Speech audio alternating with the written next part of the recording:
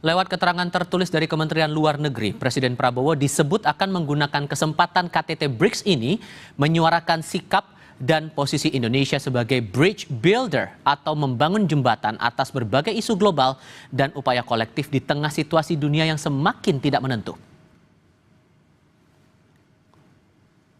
Masih dari sumber yang sama, Indonesia disebut juga akan memanfaatkan forum ini sebagai platform memperjuangkan kerjasama global yang lebih adil dan inklusif, serta memajukan kepentingan nasional dalam berbagai bidang ekonomi, keuangan, pendidikan, dan teknologi.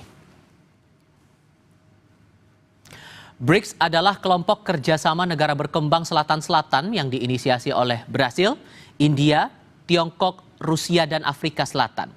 Bergabung sebagai anggota ke-10 pada awal tahun 2025, ini akan jadi debut perdana Indonesia hadir dalam KTT BRICS. Kita akan bahas peran Indonesia dalam agenda KTT BRICS ini, serta bagaimana kerjasama internasional ikut memberikan benefit pembangunan dalam negeri bersama pengamat hubungan internasional Teguh Reza Shah. Pak Reza, selamat malam, apa kabar Pak? Kabar baik, salam Indonesia, salam dari Bandung. Terima kasih sudah bergabung bersama kami. Semangatnya adalah menjadi bridge builder, istilahnya membangun jembatan dalam kerjasama negara selatan-selatan atasi isu global. Sementara kita baru bergabung di awal tahun 2025. Apakah posisi kita sekuat itu untuk mencapai target bridge builder itu, Pak? Terima kasih. Tentunya yang dimaksud oleh bridge builder ini pertama internal ya, kerjasama di dalam selatan. Jadi di dalam Global South itu kan ada Asia, Afrika, Latin Amerika. Maksudnya di dalam selatan-selatan itu dikomunikasikan dulu itu pertama. Dan yang kedua bridge builder dengan negara-negara yang bukan anggota BRICS. Tentunya tanpa perlu disebutkan itu adalah negara-negara G7 ya. Dan kali ini tampaknya Presiden Indonesia datang dengan percaya diri karena kita memiliki dukungan diplomatik yang kuat. Kalau kita berbicara selatan-selatan, kedudukan kita sudah sangat kuat dari tahun 1955. Kemudian kita juga memiliki citra positif di internal selatan-selatan dan juga di kalangan G7. Tepat sekali kata kunci bridge builder, tapi tentunya jangan kita tafsirkan secara material, karena bridge itu kan menghubungkan antar jembatan. Pada saat yang sama jembatan itu hendaknya saling berhubungan. Jadi saya pikir bridge builder yes, tapi juga communicator juga yes. Dengan posisi kita yang menganut politik internasional bebas aktif, kemudian kita bergabung ke beberapa organisasi internasional lain, sebutlah Global South, kemudian G20, banyak negara yang kita ikut serta di sana begitu. Dengan semangat bridge builder itu, maka tantangan apa yang seharusnya betul-betul dicermati agar goalnya bisa dapat gitu Pak? Tantangan pertama itu adalah internal challenges ya, tantangan internal BRICS sendiri, yakni ada ketimpangan ekonomi antara negara BRICS satu dengan negara ekonomi lain. Cina yang paling kuat, kemudian Cina juga sangat berbeda jauh GDP-nya dengan India, kemudian juga dan anggota yang lain. Kemudian tantangan kedua adalah governance, jadi tata kelola yang baik itu belum merata, kita belum punya standar dalam governance. Kemudian masih ada tantangan selanjutnya adalah institutional capacity, sangat sulit mempersatukan anggota-anggota yang berbagai kelompok tersebut. Juga kita menghadapi tantangan internal eksternal saat ini, yakni geopolitical tensions, di mana semua kita menghadapi ancaman tarif dari Donald Trump, kemudian juga kita menghadapi economic uncertainty atau ketidakpastian ekonomi di tingkat global, kemudian kita menghadapi juga proteksionisme makin hari makin besar, bukan hanya dari Amerika Serikat dan sekutu-sekutunya, tapi mungkin juga dari sekutu-sekutu yang belum muncul seperti Australia, Selandia Baru, Jepang, dan Kanada.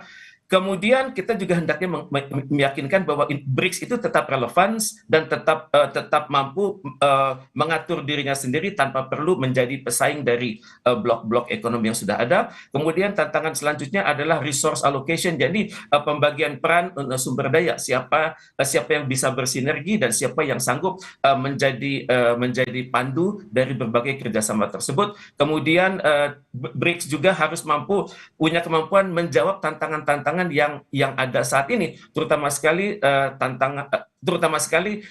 dari dampak krisis di Eropa dan juga di Timur Tengah antara Iran dan Israel. Tentunya juga BRICS akan memiliki tantangan ke depan, bagaimana menyusun suatu joint communique yang lunak tanpa perlu menekan Amerika Serikat, tanpa perlu menghakimi siapa pelaku-pelaku hukum internasional yang keliru saat ini. Tapi di sisi lain kalau kita tarik ke belakang saat kita bergabung resmi di awal Januari, saat itu dari Amerika Serikat sempat memberikan warning untuk anggota-anggota BRICS secara aspek ekonominya. Karena kan semangatnya waktu itu yang menjadi alarm adalah gara-gara semangat BRICS ini membuat transaksi menggunakan mata uang lain selain dolar Amerika. Nah, apakah dengan kita debut pertama kali di KTT BRICS ini, Pak, membuat posisi kita, hubungan kita antara Eropa dan juga Amerika Serikat bakal renggang atau justru bisa sebaliknya? Disinilah kepiawaian diplomasi Indonesia ya. Kita justru hendaknya mampu mengatakan kepada negara-negara non-BRICS bahwa Anda ini sebenarnya beruntung melihat kami berada dalam BRICS.